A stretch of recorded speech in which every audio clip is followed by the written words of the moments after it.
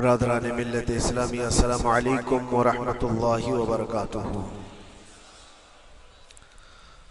अल्हम्दुलिल्लाहि व कफ़ा व सलामुन अला हबीबिहिल मुस्तफ़ा अम्मा बअद फ़अऊज़ु बिल्लाहि मिनश शैतानिर रजीम बिस्मिल्लाहिर रहमानिर रहीम। अरअयत मन इत्तख़ज़ इलाहहु हवाह अफ़अन्त तकूनु अलैहि वकीला अम तहसबु अन्ना अक्सरहुम यस्मऊन औ यअक़िलून इन्हुम इल्ला कल अनआमि बल हुम अज़ल्लु सबीला। सदक़ल्लाहु मौलाना अज़ीम। बारगाह रिसालत मुआज़ सल्लल्लाहु अलैहि वसल्लम में दुरूद पाक का हदिया पेश करें। अल्लाहुम्मा सल्लि अला सय्यिदिना व मौलाना मुहम्मदिन मअदनिल जूदि वल करम व आलिहि व अस्हाबिहिल किराम व इब्निहिल करीम व बारिक व सल्लिम सलातन दाइमतन सरमदन अबदा। रब्बुल जलाल कुरान अज़ीम में यूं इरशाद फरमाता है, ऐ रसूल क्या आपने नहीं देखा उन लोगों को जिन्होंने अपनी ख्वाहिशात को अपना खुदा बना लिया है, अपनी ख्वाहिशात को अपना माबूद बना लिया है। जो वो चाहते हैं उसी के पीछे भागते हैं, उसकी इबादत करते हैं। और अल्लाह ताला फरमाता है, ऐ नबी क्या आप ऐसों की सिफारिश करेंगे और ऐसों के आप वकील बनेंगे जो अपने ख्वाहिशात के पुजारी हैं। और अल्लाह फरमाता है उनमें से तो अक्सर ऐसे हैं कि उन्हें अक्ल नहीं है, वो जानवरों से भी बदतर है जो अपने ख्वाहिशात के पीछे भाग रहे हैं। शेख आजम सैयदना मुहियुद्दीन इब्ने अरबी रहमतुल्लाहि ताला अलैह, इनकी कई चीजें लोगों में ऐसी भी मशहूर थी कि शेख मुहियुद्दीन इब्ने अरबी ऐसे ऐसे अल्फाज बोल जाते हैं जो शरीयत में होते नहीं हैं। बहुत सारे मसाइल उनके हैं, लेकिन एक बार शेख मुहियुद्दीन इब्ने अरबी बैठे हुए थे, कुर्सी पर है, सामने मुरीदीन भी है, बहुत सारे मिलने वाले लोग भी आए हुए हैं। उसी असना में उन्होंने एक जुमला ऐसा कहा, वाकई अगर आपके सामने भी ऐसी बात आए तो आप बिफर जाए। शेख मुहियुद्दीन इब्ने अरबी कहते हैं, लोगों जो तुम सब यहाँ मेरे पास बैठे हो, तुम्हारा खुदा मेरे पांव के नीचे होता है, तुम्हारा खुदा मेरे कदमों के नीचे होता है। सब जाहिर सी बात है, जैसे ऐसा जुमला सुना तो उठ करके लोग भागना शुरू हो गए कि आदमी काफिर हो गया। शेख आजम है ये हजरत मुहियुद्दीन इब्ने अरबी, जिनकी बहुत सारी किताबें हैं। तसव्वुफ में आपका एक बहुत बड़ा बाब है। लोग उठ करके इधर से उधर चलने लग गए कि ऐसे ऐसे जुमले बोल रहे हैं, ये मुहियुद्दीन इब्ने अरबी को हो क्या गया, खुदा पैरों के नीचे होगा, कुफरिया जुमला है। सब तो चले गए, दो बाकी रह गए जो मखसूस मुरीदीन में से थे। उन्होंने कहा कि हुजूर जो जुमले सुने हमको भी कानों पर ये वजन लग रहे हैं, लेकिन क्यों कहा आपने ऐसा, इसका कुछ माना है? आप जैसे अजीमुल मर्तबत बुजुर्ग से ऐसा जुमला कैसे मुमकिन है? उन्होंने फरमाया कि उन सबको भी तो ये पूछना चाहिए था मेरे बोलने का मतलब क्या है। फौरन बदगुमानी किया और भाग गए। तुम दो बाकी रह गए, मैं बताता हूं कि मैंने ये जुमला क्यों कहा था। तो कुर्सी पर बैठे थे और चटाई नीचे बिछी हुई थी या कालीन बिछी हुई थी जिस पर लोग बैठे हुए थे। आपने अपने उन दो मुरीदीन से कहा ये चटाई उठाओ। चटाई उठाई तो देखा वहां पर सोने के चांदी के सब सिक्के रखे हुए थे जो शेख मुहियुद्दीन इब्ने अरबी के पैरों के नीचे थे। कहा वो जितने आए थे वो इसी की इबादत करते थे, इसलिए मैंने कहा कि तुम्हारा खुदा मेरे पांव के नीचे होता है। वो ख्वाहिशात के पुजारी है। मैंने अल्लाह नहीं कहा, अल्लाह रब्बुल इज्जत वो कादिर मुतलक है। मैंने कहा जिसकी तुम इबादत करते हो, जिसको तुम खुदा बनाए रखे हो, वो मेरे पैरों के नीचे होता है। और हकीकत है मेरे अजीजों, जिन्होंने ख्वाहिशात के पीछे भागना शुरू किया, दर हकीकत वो अपना खुदा बना चुके हैं। क्या ऐसा नहीं होता है कि जो बंदा जिद्दी तबीयत का होता है, चाह लेता है कि ये मुझे चाहिए तो चाहिए, ये मुझे चाहिए तो चाहिए। ये जो जिद है अपनी ख्वाहिश को पूरी करना, यहां पर कहा गया है कि वो अपनी ख्वाहिश की इबादत कर रहा है, उसके पीछे भाग रहा है। इसीलिए अल्लाह के नबी सल्लल्लाहु तआला अलैहि वसल्लम की एक हदीस मैं आपको सुनाऊं। हुजूर अकरम सल्लल्लाहु अलैहि वसल्लम इरशाद फरमाते हैं, ला युमिनु अहदुकुम हत्ता यकून हवाहु तबअन लिमा जितु बिही। तुम उस वक्त तक पूरे मोमिन नहीं हो सकते जब तक कि अपनी ख्वाहिशात को मेरी मर्जी के मुताबिक नहीं बना दो। हुजूर के कदमों में लाकर अपनी हर ख्वाहिश को कुर्बान करना हो। ये नहीं कि मेरी चाहत तो ऐसी है, मैं ख्वाहिश ऐसी रखता हूं, लेकिन शरीयत ऐसा कहती है। ये जब टकराव आया तो समझ लो कि तुम्हारे अंदर ईमान आया ही नहीं है, तुम मोमिन नहीं हो। मोमिन वो है जहां दुनिया की सारी ख्वाहिशात वो हुजूर के कदमों पर कुर्बान कर देता है, उसकी अपनी कोई ख्वाहिश नहीं होती। इसीलिए मैं अक्सर ये कहता हूं उन नौजवानों से जो जिनको कुछ नसीहत की जाए तो कहते हैं कि मौलाना हमारी लाइफ है, हमें एंजॉय करने दी जाए। ये अभी तो हमारी लाइफ है, हमारी अपनी लाइफ को हमें एंजॉय करने दिया जाए। नादान, किसने कहा कि तेरी अपनी लाइफ है? तेरी लाइफ है कहां? जिंदगी ये नहीं किसी की किसी के लिए, जिंदगी है नबी की नबी के लिए। और ना समझ मरते हैं जिंदगी के लिए, अरे जीना मरना है सब कुछ नबी के लिए। जो ख्वाहिशात को ला करके हुजूर के कदमों पर रख देता है, तो फिर वो कहता है मेरे अजीजों, वो फिर आकर के ये कहता है अपनी ख्वाहिशात, अपनी तबीयत जहां सब मर जाती है आदमी की, उसकी अपनी कुछ नहीं होती, तब उस मोमिन की जुबान से ये निकलता है या रसूल अल्लाह, जमीनो जमा तुम्हारे लिए, मकीनो मकान तुम्हारे लिए, चुनीनो चुना तुम्हारे लिए, बने तो जहां तुम्हारे लिए, हम आए यहां तुम्हारे लिए, उठे भी वहां हुजूर के लिए। उसका अपना कुछ नहीं होता, अपनी ख्वाहिश होगी तो मैं करता रहेगा, और जितनी ख्वाहिशात के पीछे भागता रहेगा दुनिया उसका पीछा कभी नहीं छोड़ती, और ना ही दुनिया उसको कभी सैराब होने देगी, कभी पेट भरने देगी ही नहीं। वो भूखा ही रहेगा, वो प्यासा ही रहेगा जो दुनिया के पीछे भागता है।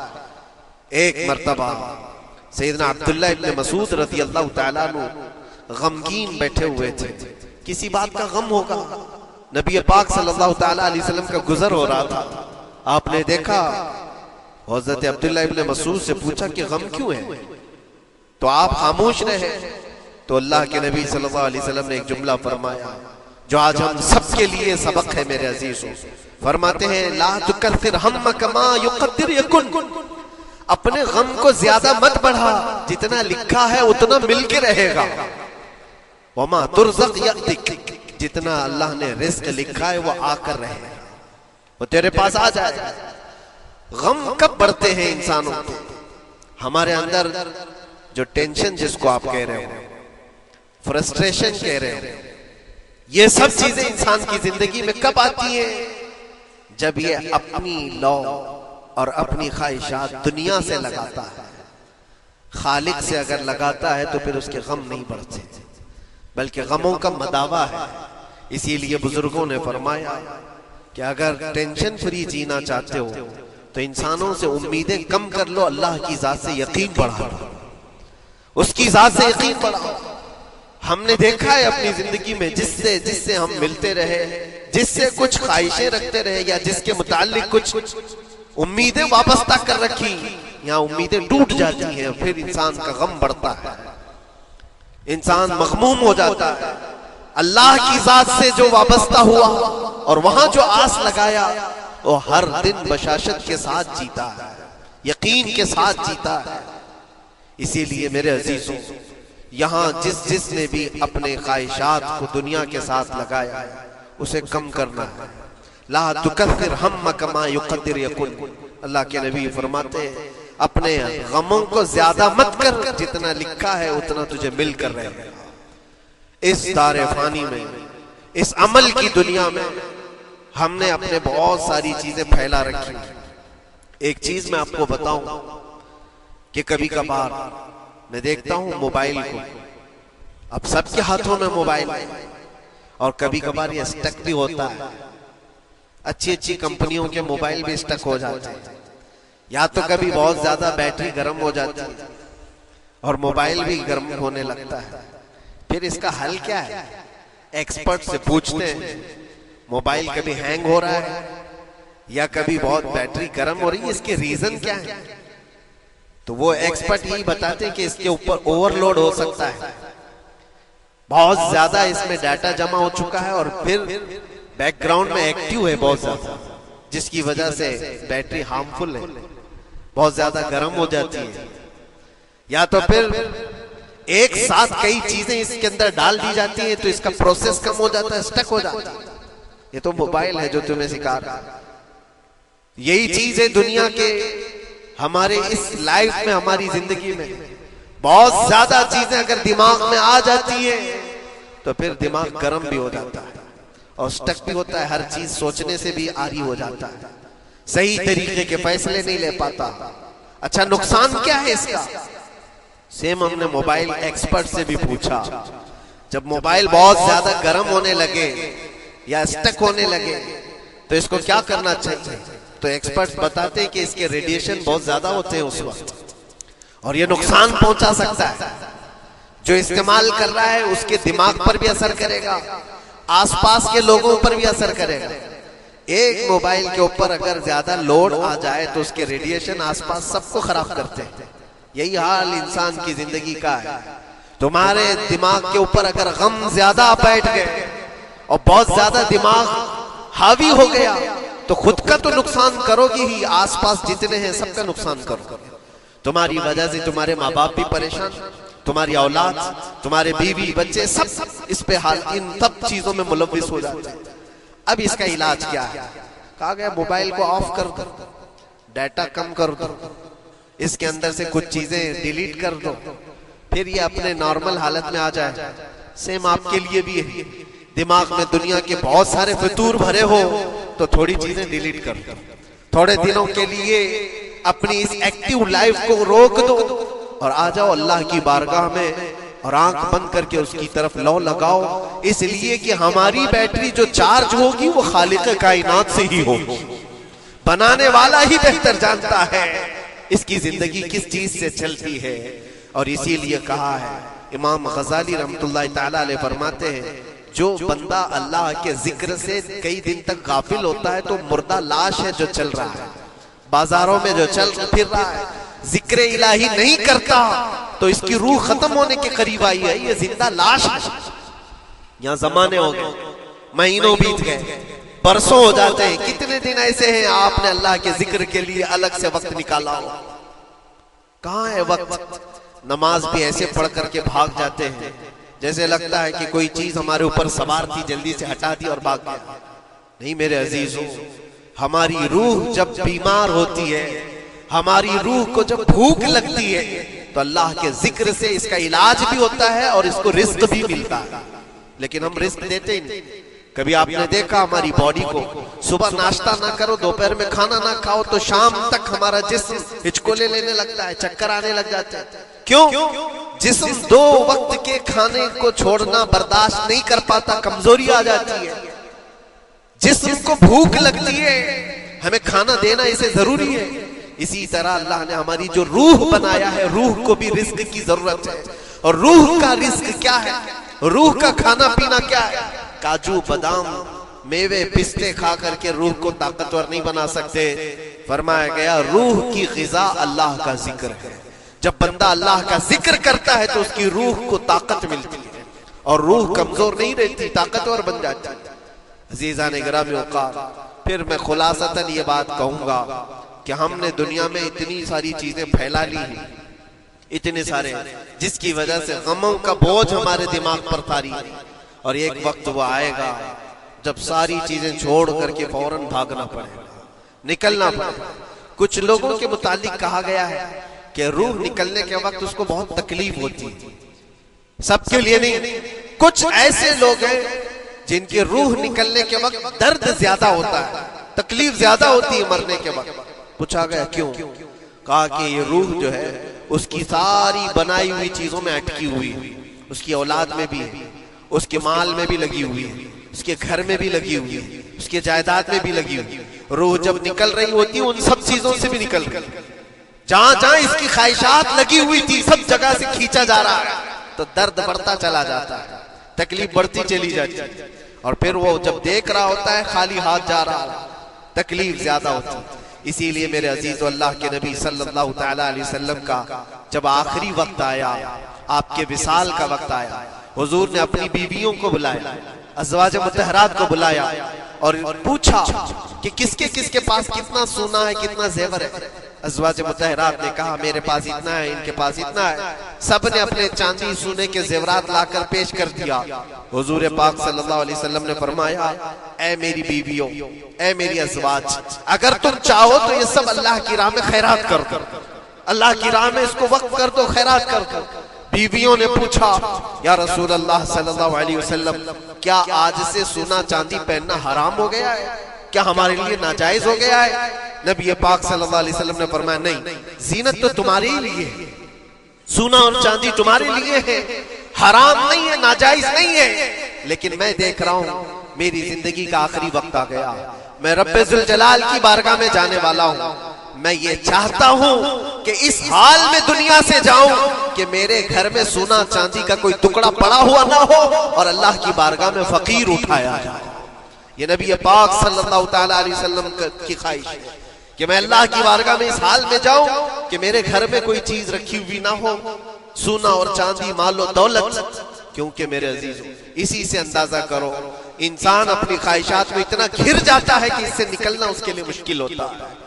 और रूह निकलने के वक्त यही तो तकलीफ होती है कि कहां कहां क्या क्या बनाया था, कितना जमा किया था, हिसाब करते करते उसकी रूह निकल जाती है। हमने देखा है, मैं अपना एक तजुर्बा बताता हूँ। उम्रा से हम वापस आ रहे थे, 40 लोगों का काफिला था, एयरपोर्ट पर पहुंचे, बहुत ताखीर हो चुकी थी और फ्लाइट का वक्त बहुत कम रह गया था। और हाजी लोग माशाअल्लाह जाते हैं तो खूब भर भर करके सामान भी लेते थे, क्या क्या सामान थे सबके पास। और हमारा बार बार जाना आना होता है, मैं कभी कोई ज्यादा चीजें रखता नहीं। हम तो आगे निकले, ग्रुप पूरा था और सारे लोग सामान लेकर खड़े थे। वक्त गुजरता गया, फ्लाइट जहां चेक इन हो रहा था सामान, उन्होंने कहा कि 25 किलो से ज्यादा का अलाउड नहीं है और यहाँ 40-40 किलो लेकर बैठे हुए थे। मेरा तू थोड़ा सा ले ले, तेरा तू थोड़ा सा ले ले, एक दूसरे को पेश कर रहे हैं। 3-4 लोगों ने तो मुझे पकड़ा है कि आपके पास सामान कम है मुफ्ती साहब, आप थोड़ा सा हमारा ले, जिसका ले सकते थे ले लिया। फिर उसके बाद 1 घंटे से कम टाइम बचा था, उन्होंने काउंटर क्लोज कर दिया। मैंने देखा 20 से 25 हाजी ऐसे जिनका सामान बिखरा हुआ है और क्या ले जा सकते हैं हाथ में, वो भी 7 किलो 8 किलो इतना ही था। उनकी ख्वाहिशात में देख रहा था, कोई मुसल्ला उठाता है, कोई खजूर उठाता है, कोई नहीं मेरे बच्चों के लिए खिलौने लिया था इसको ले लेता हूं, वो ले लो तो मुसल्ले छोड़ना पड़ता है, ये ले लो तो खजूर छोड़ना पड़ जाता है। किसी न किसी तरह से वो लोग आखिरी वक्त तो 4 चीजें लेकर के निकल रहे थे और बिखरा हुआ पूरा सामान एयरपोर्ट पर ऐसे ही मौजूद था। 1-2 किलो नहीं, कितने किलो का सामान छोड़ करके यूं ही आना पड़ा। या तो फिर फ्लाइट के सफर पे जाओ या सामान में लगे रहो, 2 ही ऑप्शन थे। और कौन वो छोटे सामान के लिए अपना सफर मुलतवी करता। वापस आए, हसरत भरी निगाहों से देखते रहे अपने सामान को और फिर अंदर आकर जब बैठे मेरे जहन में ये बात पूछने लगी, यही हालत होती होगी जब इंसान दुनिया से जा रहा होता है, जब यहाँ से रुखसती का वक्त आता है और मलकुल मौत सर पर आकर खड़ा हो जाता है, रूह निकलने के लिए भी थोड़ा सा वक्त बाकी है, बस मिनटों में भी नहीं रह गया। जब उसको नजर आता है, अब ये सोचता है इतनी नमाजें बाकी रह गई, इतनी ज़कात भी रह गई, हज भी था और भी कुछ चीजें किसी के देने के बाकी थे, कर्जे भी थे, किस चीज की नसीहत करूं, किस चीज की वसीयत करूं। फलां जगह एक घर खरीद करके उसके डॉक्यूमेंट तो वहां रखा था, बेटे को भी नहीं बताया, बेटी को भी नहीं बताया, पता नहीं किसके हाथ लग जाएगा। ये ख्वाहिशात घूमती रहती है, वो किसी को बता भी नहीं पाता। इधर मलकुल मौत रूह निकाल कर निकल पड़ती। ये इंसान की शॉर्ट लाइफ है, मुख्तसर सी जिंदगी है जहां ये ख्वाहिशात धरी की धरी रह जाती है। इसीलिए शेख सादी ने बहुत अच्छी बात फरमाई। एक बादशाह ने ऐलान किया था अपने वजीरों में से एक को उससे बहुत खुश हुआ और कहा, जा आज तुझे मैं इतनी जायदाद दूंगा, इतनी जमीन, इतनी प्रॉपर्टी दूंगा, जितना तू अपने हाथ में एक लकड़ी लेकर घेर देगा, जितनी जमीन तू घेरेगा उतनी तेरे नाम लिख दूंगा। लेकिन उसके लिए एक शर्त है, सुबह ये लकड़ी लेकर तू राउंड मारना और इतना गोल सर्कल बनाना सूरज डूबने से पहले पहले तक, जितनी जमीन घेर लेगा वो पूरी तेरे नाम पर। उसने सोचा कि इतनी बड़ी जमीन मैं घेर सकता हूं एक पूरे दिन। मियां मुंबई वाले अच्छी तरह जानते हैं 4x4 की जगह मिल जाए तो यहाँ कितनी बड़ी गनीमत होती। और उस बंदे को बादशाह ने कहा, लकड़ी हाथ में ले ले और लकीर खींच, शाम होने से पहले जितना करेगा पूरा तेरे नाम पर। वो निकला और जब लकीर खींचते खींचते जब चलने लगा, पीछे मुड़ के देखता था बहुत लंबी हो गई, इतनी जमीन मेरे नाम पर होने वाली है। दोपहर हो गई, वो वापस आना नहीं चाह रहा है। वापस आकर के सर्कल पे खत्म तो करना है जहां से शुरू किया था। सोचता और थोड़ा सा और थोड़ा करते करते वो असर हो गई उसकी। अब उसको लगा कि वापस पलटना चाहिए। कई किलोमीटर हो गए थे, इतने किलोमीटर की जमीन अब वो अपने नाम पर करवाने वाला था। लेकिन जब वापस पलटने का वक्त आया, सांस फूलने लगी, क्योंकि सुबह से चल रहा है, खाया भी नहीं है, पिया भी नहीं है। जिस चीज को जमा करने के लिए दौड़ता रहा, अब सूरज पीला पड़ गया, डूबने के वक्त करीब आने लगा तो अब भागना शुरू किया। बादशाह और उसके वजीर इंतजार कर रहे थे कि ये लौटेगा अभी। अब देखा बड़ी दूर से ये दौड़ता दौड़ता आ रहा है, अपनी लकड़ी को लकीर जमीन पर खींचते हुए कि जल्द से जल्द अपने उस पॉइंट पर पहुंच जाऊं जहां से शुरू किया था। सांस फूलने लग गई, दौड़ते दौड़ते हाँफने लग गया। सूरज डूबने के करीब आ गया, आखिरी किरणें बाकी थी और इसका पॉइंट भी करीब आ गया था। दौड़ते दौड़ते किसी तरह सूरज गुरूब होने से पहले पहुंच गया वहां पर, लेकिन कसरत से भागने की वजह से ठोकर खा करके गिर गया और अपने उस पॉइंट पर लकड़ी ला करके जमा कर दिया। बहुत बड़ा सर्कल, बहुत बड़ी लकीर खींचा था, लेकिन ऐसा गिरा कि दोबारा उठ नहीं सका। जब सिपाही उठाने को आए तो उसकी मौत हो चुकी थी, उसकी रूह निकल चुकी थी। इतना दौड़ा था, उसकी रूह निकल गई। बादशाह ने कहा, इसने सुबह से लेकर शाम तक अपने नाम जायदाद करने के लिए इतनी दौड़ लगाई, बहुत लंबी लकीर खींचा, इतनी बड़ी प्रॉपर्टी इसके नाम पर होती, लेकिन अक्लमंद दानिश्वर था बादशाह। उसने कहा जहां ये गिरा है वहीं इसको दफन करो। और उसके बाद उसकी कब्र पर लिखा गया था कि इसको जरूरत इतने 2 गज जमीन की थी, दौड़ता कितना लंबा रहा, सुबह से शाम तक इतनी लंबी लकीर खींच लिया, लेकिन सोने के लिए इसको जो जगह चाहिए थी वो बस इतनी सी थी, वो 6 फीट की जगह।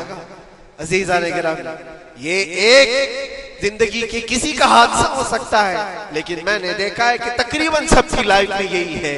हम अपनी ख्वाहिशात के पीछे इतनी तेज दौड़ते रहते हैं, लेकिन जिस चीज की हमें जरूरत है उसकी तरफ एक बार भी नजर नहीं करते। कौन सी चीज है जिसकी हमें जरूरत है? वो हमेशा की जिंदगी आखिरत के लिए जो चीज चाहिए वो अल्लाह का जिक्र है, वो रब्बे जुल जलाल की जात पर यकीन और तवक्कुल है। आज अल्लाह ने सेहत और सलामती के साथ जिंदगी दी है, तो वक्त निकालो और बारगाह रब्बुल इज्जत में आ जाओ। मेरे अजीजों, आखिरी बात अर्ज करता हूं, ख्वाहिशात जहां खत्म होनी चाहिए वो कैसे अल्लाह के नबी सल्लल्लाहु तआला अलैहि वसल्लम मजलिस में बैठे, एक सहाबी का मसला था। एक सहाबी का मसला ऐसा था कि वो सुबह जल्दी दौड़ करके चले जाते थे। साहबा ने उनकी शिकायत की कि ये फजर में इतनी जल्दी चले जाते हैं कि किसी से मिलते ही नहीं। हुजूर ने पूछा कि वजह क्या है। उनसे पूछा गया तो उन्होंने कहा, या रसूल अल्लाह सल्लल्लाहु अलैहि वसल्लम, मेरा घर एक यहूदी के घर से लगा हुआ है और यहूदी के घर पे एक खजूर का दरख्त है जिसकी शाखें मेरी आंगन में भी आती है और पक्की खजूरें सुबह सुबह मेरे आंगन में गिर जाती है। मैं इसलिए जल्दी दौड़ करके जाता हूँ, मेरे बच्चे उठने से पहले वो खजूरें जमा करके मैं उस यहूदी को दे दूं कि कहीं अनजाने में मेरा कोई बच्चा वो खजूर खाना ले। हमारे लिए हलाल नहीं, ये सहाबी रसूल का अमल था। अल्लाह के नबी सल्लल्लाहु अलैहि वसल्लम ने फरमाया, अपने बच्चों को हलाल खिलाने के लिए इतनी फिक्र अजीजा ने गिरामी वक़ार, अब सुनिए, ये तो हालात ऐसे हो गए, यहाँ बड़े बड़े दरख्त ही निगल गए, खजूर तो छोड़े, डकार भी नहीं, हराम चीजों के ऊपर तो कई लोगों की जिंदगी आबाद।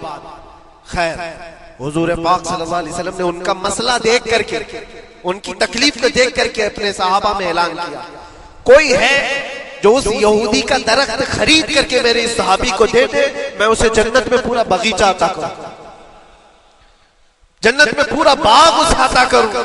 सहाबा, जाहिर सी बात है, एक बार हुजूर ने फरमाया तो फिर उसको हासिल करने के लिए ऐसी दौड़ लगती थी, सब गए, मैं हासिल कर लूं, मैं हासिल कर लूं। अब उस यहूदी को मनाना था कि तू एक दरख्त जो है अपने पड़ोसी को बेच दे, आंगन में उसके है, बेच दे। अब उसको लगा कि इन लोगों की जरूरत है, मजबूरी है, तो वो भी अकड़ कर बैठा कि मुझे बेचना नहीं, मुझे देना नहीं। अब सुनिए मेरे अजीज, मदीने में एक सहाबी है अबू दहदा, अल्लाह अकबर, कभी मैं पढ़ता हूं तो हैरत होती है। अबू दहदा मदीने के उस सहाबी का नाम है जिनका बागीचा पूरे मदीने में सबसे मशहूर है, उनकी खजूरें सबसे महंगी खजूरें, अवालिए मदीना आज भी मशहूर है, जहां की अजवा खजूरें बहुत पसंद की जाती है। अबू दहदा का बागीचा बना हुआ था, बड़ा खूबसूरत था, लोग मिसाल देते थे, तारीफें किया करते थे, अबू दहदा का बागीचा मदीने में सबसे कीमती बागीचा। अबू दहदा हुजूर की बारगाह में आते हैं, कहते या रसूल अल्लाह सल्लल्लाहु अलैहि वसल्लम, अगर मैं उस एक दरख्त को खरीद करके वक्त कर दूं तो क्या मेरे आका मुझे भी मिलेगा जन्नत में? अल्लाह के नबी ने फरमाया, जो मैंने वादा किया है वो तुझे भी अता किया जाएगा। अबू दहदा कहते उस यहूदी के पास सीधे आते, कहा कि तू एक दरख्त बेच देगा, बदले में मैं तुझे बहुत अच्छी कीमत देता हूं। उसने कहा क्या दोगे? कहा मदीने में अबू दहदा का बगीचा तुम्हें पता है? उसने कहा हाँ जानता हूं, जानता हूं, नाम बहुत सुना हुआ है। कहा वो पूरा बगीचा इस एक दरख्त के बदले दे दिया जाएगा, एक दरख्त के बदले दे दिया जाएगा। उस यहूदी ने कहा क्या मजाक कर रहे हो, ये क्या मजाक है? मेरे आंगन में उगे हुए एक दरख्त की वजह से अबू दहदा का इतना कीमती बगीचा दे दिया जाएगा, ये कैसे पॉसिबल है? उस सहाबी ने कहा अल्लाह के नबी की बात है, हम मजाक नहीं करते, हमारे लिए वो एक बगीचा क्या ऐसे 70 बगीचे हो नबी पाक की बात पर हम सब अता करते, सब हम वक्फ कर दें। उस यहूदी ने कहा कि इनकी तो मत मारी गई है मुसलमानों की, ये देखो अपने नबी की बात पर इतना कीमती बगीचा मुझे देने को तैयार। और फिर उसने सोचा सौदा भी तो अच्छा ही है, बगीचा तो मिलेगा ही, लेकिन जो मैं दरख्त बेच रहा हूं ये जाएगा कहां? ये भी तो मेरे आंगन में ही रहने वाला है। दरख्त अगर कोई खरीद लिया तो ऐसा तो नहीं है कि ये दरख्त वहां जाएगा, ये तो मेरे आंगन में ही है। सौदा कर लिया।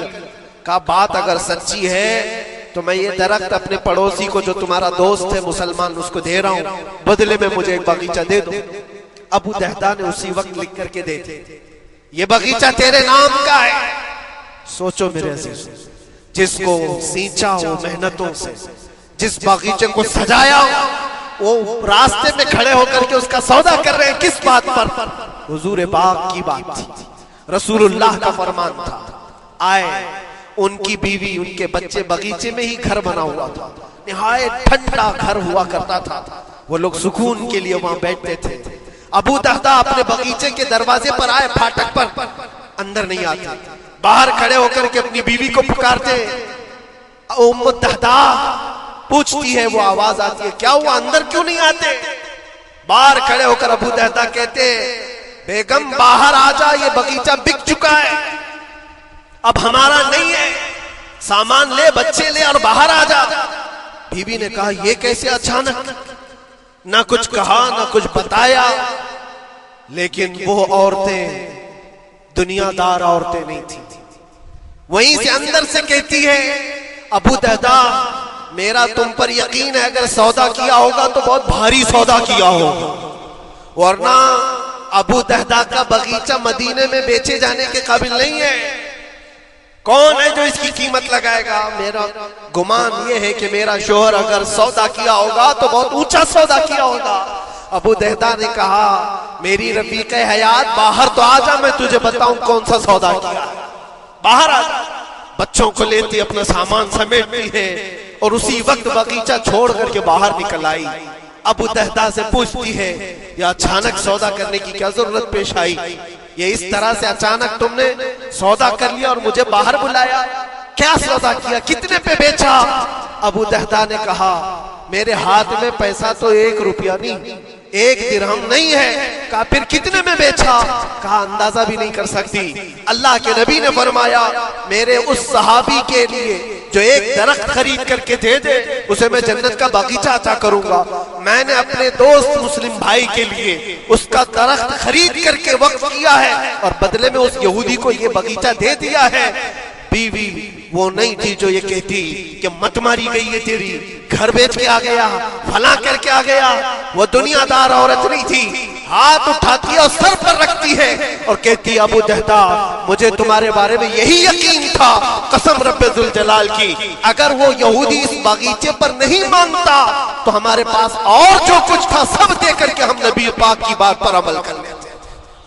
हुजूर की बात थी, वो यकीन था, दुनिया दे दिया, ख्वाहिशात कुर्बान कर दिया कदम मुस्तफा पर। इसीलिए इकबाल ने कहा है कि जो कुछ भी हमारे पास है वो नाम मुस्तफा से है। आबरूए माज़ नाम मुस्तफा, हम सबकी इज्जत और आबरू मुस्तफा के नाम से। वहां अपनी ख्वाहिशात कुर्बान कर, खत्म कर अपने अंदर की जितनी चीजें हैं हुजूर ने फरमाया, तो उसके बाद अपनी तबीयत नहीं, अपनी ख्वाहिश नहीं। तुम अपने घर पर सोचते बैठे रहोगे कि मेरा घर कैसे, मेरी बीवी क्या बोल रही है, मेरा बाप क्या बोल रहा है, मेरी माँ क्या बोल रही है? नहीं, वो सहाबा की जिंदगी ये थी, दुनिया क्या बोल रही है इससे हमें मतलब नहीं, मेरे मुस्तफा क्या फरमा रहे हैं। अपनी ख्वाहिशात वहां पर। हजरत अनस बिन नुज़ैर एक सहाबी, वो हुजूर सल्लल्लाहु तआला अलैहि वसल्लम के बड़े राज़दार सहाबी थे। हुजूर उनके घर पर मौजूद।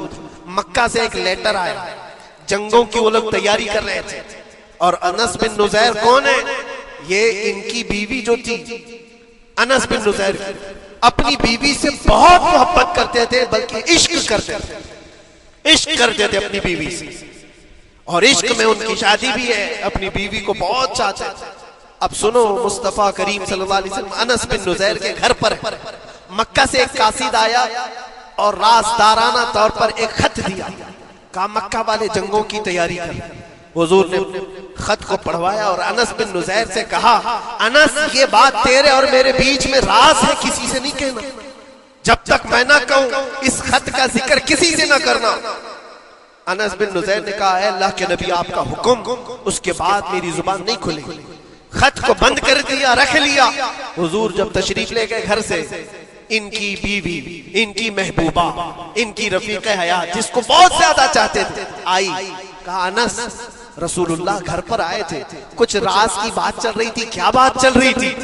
अनस बिन नुज़ैर ने कहा, देख मेरी बेगम, मोहब्बत अपनी जगह पर, वो मेरे मुस्तफा का राज, वो मैं नहीं शेयर कर सकता, वो नहीं बता सकता। बीवी हंस कर कहती है, तुम नहीं बताओ तो कोई बात नहीं, मैंने तो दीवार के पीछे से सुन लिया है, मक्का वाले जंगों की तैयारी कर रहे हैं, खत आ गया है। अनस बिन नुज़ैर ने अपनी बीवी से इतनी बात सुनी, सीधे जाकर के गला पकड़ लिया, गर्दन को दबोच दिया और कहा, उस वक्त तक मैं तेरी गर्दन नहीं छोड़ूंगा जब तक मेरे मुस्तफा का फरमान ना आ जाए। गर्दन पकड़ लिया उस औरत की जिसको सबसे ज्यादा ये चाहते थे, ले आए हुजूर के पास। कहा, या रसूल अल्लाह माफ कर दे, आपका राज था, मैंने तो नहीं बताया, मगर मेरी बीवी ने दीवार के पीछे से सुन लिया और इसलिए मैं इसकी गर्दन पकड़ करके लाया हूं कि कहीं मैं मुजरिम न बन जाऊं, नबी पाक का राज इफ्शा करने वाला मैं मुजरिम न बन जाऊं। आका अगर आप हुक्म फरमाएं तो मैं इसको खत्म कर दूं या इसको तलाक दे करके आजाद कर दूं, आपके फरमान पर मैं कामिल अमल कर सकूं। अल्लाह के नबी ने फरमाया, अनस छोड़ दे गर्दन, जिस तरह तू हमारे राज की हिफाजत करता है, ये मेरी सहाबिया है, ये भी मेरे राज की हिफाजत करेगा। उसके बाद हाथ छोड़ दिया और अपनी बीवी से कहा कि देख मेरी मोहब्बत, मेरा इश्क अपनी जगह पर, बात जब मुस्तफा की आएगी पूरी कायनात को मैं छोड़ दूंगा, मेरे मुस्तफा की बात को अमल करूंगा। और उस बीवी ने भी यही कहा, अनस अगर तू मुझे राज बता देता हुजूर का, इश्क में डूब करके, मोहब्बत में डूब करके, तो जो गला तूने मेरा पकड़ा, कल मैं तेरा गला पकड़कर हुजूर के पास लाती कि हुजूर ये आपकी गुलामी के काबिल नहीं है। ये उनका कमाल दर्जे का ईमान था, अपनी ख्वाहिशात को कुर्बान कर दिया। एक मदीने की खातून ऐसी है, सबसे ज्यादा हसीन और जमील लड़की हुजूर के पास एक हबशी काले रंग के साहबी है, आए कहा या रसूल अल्लाह मुझसे कोई शादी नहीं करता। हुजूर ने फरमाया कि जा मैं तेरी शादी के लिए एक जगह पर पैगाम भेजता हूं, और भेजा उस लड़की के घर। अंसारी साहबी की एक लड़की इतनी खूबसूरत है मदीने में, उनके घर भेजा। ये तो हबशी किस्म के थे। ये एक पैगाम लेकर के जब आए, माँ बाप बाहर बैठे हुए, लड़की अंदर है। माँ बाप ने देखा, क्यों आए हो? कहा मैं पैगाम लेकर आया। किस चीज का? आपकी बेटी से निकाह का। किसने भेजा? कहा अल्लाह के रसूल ने। माँ और बाप है, शक्ल और सूरत देखी और उनकी हसीना बेटी। कहा ठीक है तुम जाओ वापस, हम हुजूर से बात कर ले। इतना ही कहा, टाल दिया होगा। वो साहबी जो आए थे काले रंग के, उन्होंने कहा ये तो रोज की बात थी, हर जगह रिजेक्ट होता ही था, मेरे लिए ताज्जुब की बात नहीं थी, मैं तो वापस आया हुजूर के पास। हुआ घर में क्या, अंदर जवान लड़की जो घर में मौजूद भर आई। कहा माँ बाप से पूछती है कि अम्मा कौन आया था? कहा एक नौजवान निकाह का पैगाम लेकर।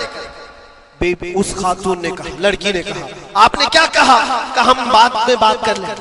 कहा आपको अंदाजा नहीं आपने कितनी बड़ी खता की है। अल्लाह के नबी का फरमान आया था और आपने टाल दिया। मैं तैयार हूं उसके साथ निकाह करने के लिए, नबी पाक का हुक्म है। माँ बाप ने कहा बेटा तूने देखा है, बेटा तूने देखा जो पैगाम लेकर के आया था वो तेरी मैचिंग का है या नहीं, तूने देखा?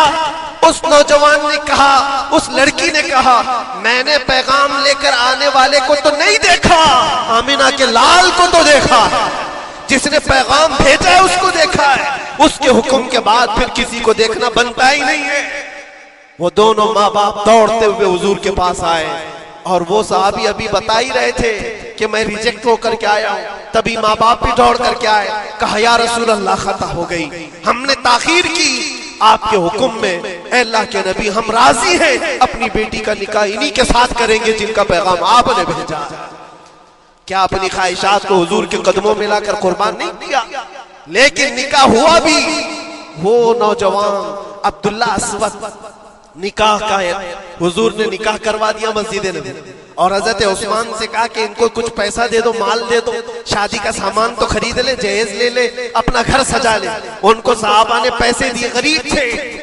मैं बाजार में जाकर अपनी शादी का सामान खरीद रहे थे, शाम के वक्त ऐलान हो गया मुशरिकीन मक्का ने मदीने पर हमला किया है, अल्लाह के नबी जिहाद में निकल रहे हैं। ये अब्दुल्ला अस्वद जिनका निकाह मस्जिद में हुआ और रात को सुहाग रात आज थी, आज अपने घर दुल्हन लाने वाले थे, जो घर सजाने के लिए सामान खरीदना था जाकर के घोड़ा खरीद रहे, तलवार खरीद रहे, और उसके बाद जंग में इस्तेमाल होने वाला सामान खरीद रहे। सब पैसे खर्चा कर दिए जंग के इस्तेमाल के। जीरा खरीद ली, वो टोपी खरीद ली लोहे की, सब खरीद करके सीधे मैदाने जंग में आ गए। साहबा भी पहचान नहीं रहे थे, साहबा भी नहीं पहचान रहे थे। वो गरीब साहबी कभी घोड़े पर नहीं बैठे, लेकिन शादी का पूरा पैसा ये जंग के सामान में लगा दिया। और जब जंग शुरू हुई उहद की मैदाने जंग में, जब साहबा लड़ रहे थे, हुजूर पाक पूछते अपने साहबा से, ये एक जवान है जो पूरा चेहरा ढका हुआ है, घोड़े पर बैठा है, जवान वर्दी के साथ लड़ रहा है, ऐ मेरे साहबा जानते हो कौन है ये? साहबा गौर से देखते और कहते या रसूल अल्लाह ये मदीने का नहीं लगता, हमारे आपस का नहीं है, कहीं बाहर से आया है। हुजूर ने फरमाया जाके गौर से देखो, उसकी काली काली कोहनियों से मैं पहचान रहा हूँ, वो मेरा अब्दुल्ला अस्वद है। आज मैंने उसको शादी के लिए पैसे दिए थे, वो सारे पैसों से ये जंग का सामान खरीद करके लाया है। शाम होने से पहले खबर आई अब्दुल्ला अस्वद को जालिमों ने शहीद कर दिया था, कत्ल कर दिया था, और वो मिट्टी में गिरे हुए थे। हुजूर खुद चल करके आए, अब्दुल्ला अस्वद के पास आ करके बैठते हैं और सर उठा करके अपनी गोद में रखते हैं, चेहरे से धूल को साफ करते हैं और फिर फरमाते हैं अल्लाह के कुछ बंदे ऐसे हैं जो अल्लाह से किया हुआ वादा पूरा करके दिखाते हैं। सारी दुनिया एक तरफ, फरमाने मुस्तफा एक तरफ। मेरे अजीजों, ये ख्वाहिशात की कुर्बानियां हैं जब जाकर के ईमान तकमील पाता है। बस आखिर में इतना कहूंगा, हमारा ईमान सिर्फ इतना होना है, उन्हें जाना उन्हें माना, ना रखा गैर से काम। लिल्लाहिल हम्द, मैं दुनिया से मुसलमान गया। उठो कुव्वत इश्क से हर पस्त को बाला कर दो, दहर में नामे मोहम्मद से उजाला कर दो। व आखिरु दावाना अनिल हम्दुलिल्लाहि रब्बिल आलमीन।